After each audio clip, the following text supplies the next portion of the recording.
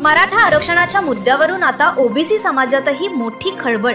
मुख्यमंत्री फडणवीस यांच्याशी झालेल्या बैठकीनंतरही समाधान न झाल्याने ओबीसी नेत्यांनी 10 ऑक्टोबरचा महामोर्चा कायम ठेवला आहे आणि आज लक्ष्मण हाके यांनी थेट जेजुरी गडावरून आंदोलनाची हाक दिली आहे।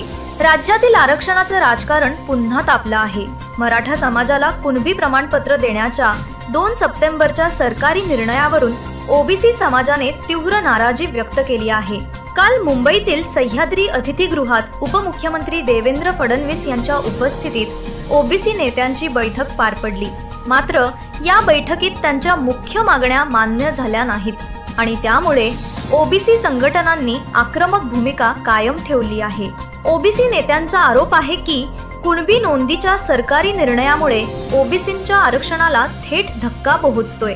त्यामुळे त्यांनी हा निर्णय तातडीने रद्द करण्याची आणि 2014 नंतर वितरित झालेल्या सर्व जात प्रमाणपत्रांवर श्वेतपत्रिका काढण्याची मागणी केली आहे। काँग्रेस नेते विजय वडेट्टीवार यांच्या नेतृत्वाखालील शिष्टमंडळाने स्पष्ट केलं आहे की 10 ऑक्टोबरचा नागपूर मोर्चा कोणत्याही परिस्थितीत रद्द होणार नाही। दरम्यान ओबीसी नेते लक्ष्मण हाके यांनी आज पुण्याच्या जेजुरी गडावरून नवा एल्गार पुकारला आहे।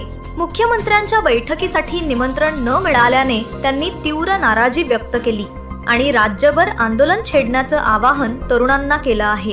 हाके म्हणाले, आपल्यावर अन्याय करणाऱ्यांविरुद्ध सगळ्यांनी एकत्र यावं आणि ओबीसींचं हक्काचं आरक्षण वाचवावं।